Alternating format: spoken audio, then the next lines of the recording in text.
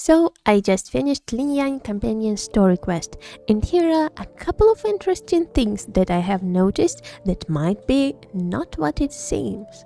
Hello, my name is Annie, and let's jump into the word story, some theories and speculations. Please leave a like and subscribe if you want to see more videos like this.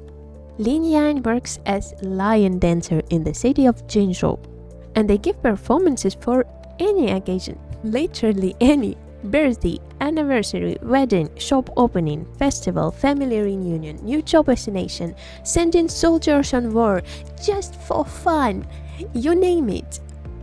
So he has a lot of work to do in the city. A little bit of info. Liondance is a form of traditional dance in mostly Chinese culture, but some of its versions appear in other Asian cultures as well.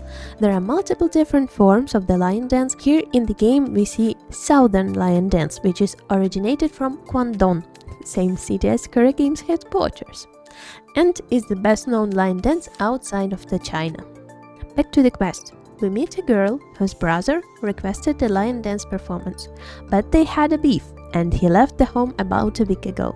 She suspected that he got in touch with a bad company, but afraid to go and search for him alone, because there is a rumor about dangerous jingle beasts that appeared near the city. She tells us the story from her childhood when she possibly encountered this animal with a lot of tasty discords around. We decide to help her find the brother, go together outside the city, found out that he is in a cave because he wants to fight with the jingle beast. Girl stays outside and calls for local police. We go into the cave, play some platformer and watch a beautiful Ori reference.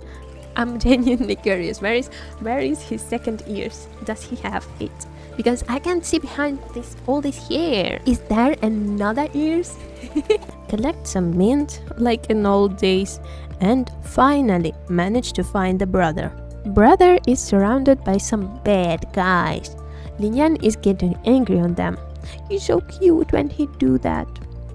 And we beat them up. Here we see his animalistic side showing up. That will be important in future. Return to the surface, turn the bad guys over to police, witness brother and sister's reunion, and brother apologized. Then we go back to the city. Brother apologized again. We talk with them and listen to the whole story.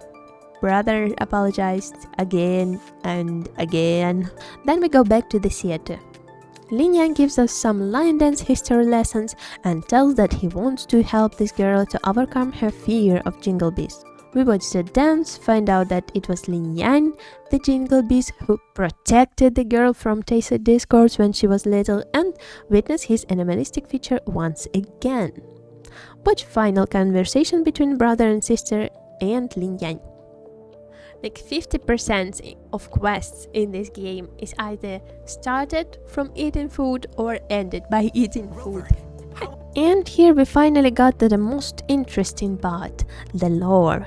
Lingyang asks for a private conversation and tells us some stories. First, he points that there is a possibility that animals too can have a resonator's power, or be turned into DC discards if they cannot take that power under control. We saw some boars and bears being turned into discords in the world. It led me to the thought that possibility of possessing Resonator's abilities somehow related to intellectual abilities of the creature.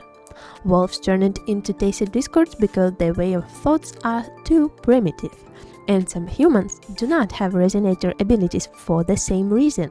They lack some sort of mindset, or maybe their IQ level is too low.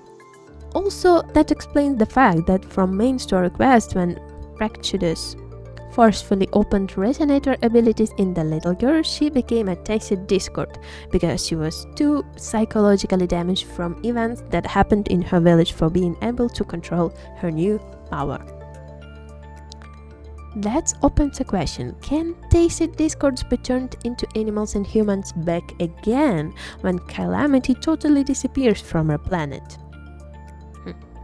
Lingyang tells us about creatures named Suan'ni who lived in the deep forest, far away from humans.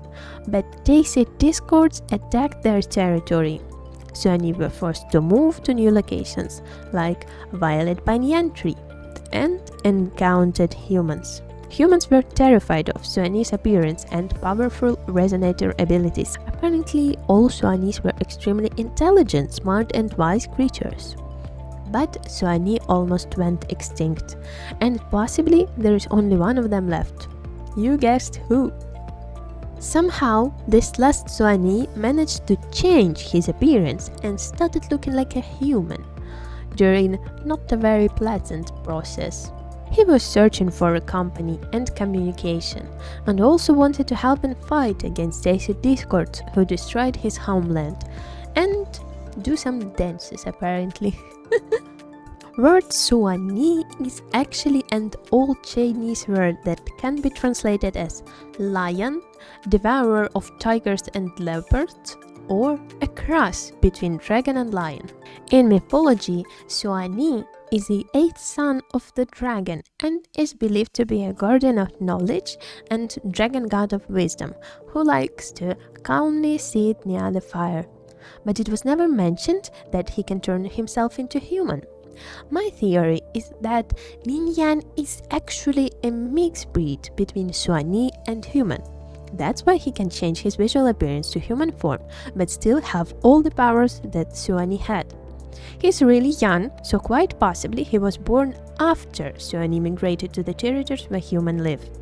That not only makes him last Suan'ni, but possibly the only one of his kind. Though we do not know for sure if all the Suan'nis were extinct, quite possibly further in the story we can encounter Lingyang's relative, maybe even as an enemy. That would be an interesting fight. Interesting fact: Lingyang's current appearance and voice has undergone significant changes compared to CBT. He was more animalistically looking back then. That process of changes beautifully fits into Lingyang's lore. He wanted to become a human, but never could possibly become one.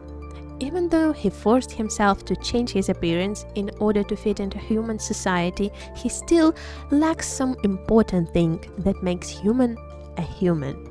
He calls it essence, or the heart.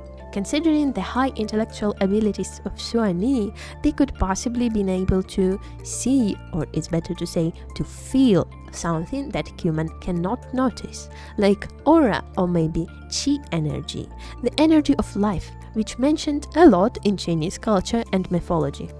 Chi energy can also be described as the energy current that runs through our bodies, providing us with circulation, nutrition and minerals that we need. In other words, a human essence. At the end of the quest, Lingyang asked the rover, did Jungle Beast finally become a human? And that's really difficult question to answer. In my opinion, Lingyang sought for some positive reinforcement and confirmation that he is good enough the way he are. His way of thinking is too mature for his age, and the reason for this is an unfortunate circumstances that happened in his life. It really upsets me that character with such an interesting background extremely underperforms in terms of actual in-game damage. I really wish more people could enjoy playing him, and I hope Curry Games will make some adjustment in his character's kit, because for now, it is better to use a regular rover than Lingyang. That is sad, but for now, thank you for watching, leave a like and subscribe, let me know in the comments what's your opinion about Lingyang, or visit my streams on Twitch and let's discuss it together. Bye-bye! Tear those monsters into... is doing a big lion dancing show tomorrow evening, and I'm now doing some advertising.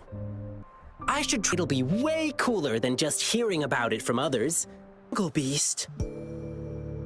Yeah, somehow the nickname sounds cute even. Oh. Wait, they're still near. I can still hear them breathing. They're on high alert. Didn't see anything like the Jingle Beast. I knew it.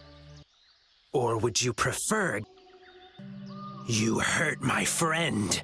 You die. These are the deeds of sacrificing themselves for someone else, or for a greater cause, and courage. Please, give our all for the people of Jinzhou. Take on any beasts. Hmm? So inspires and empowers each person in a unique way. Yeah, sure. And the bustle and merriment have been lonely as the last... Rover, I must go get the props ready for the next show. Food's on me.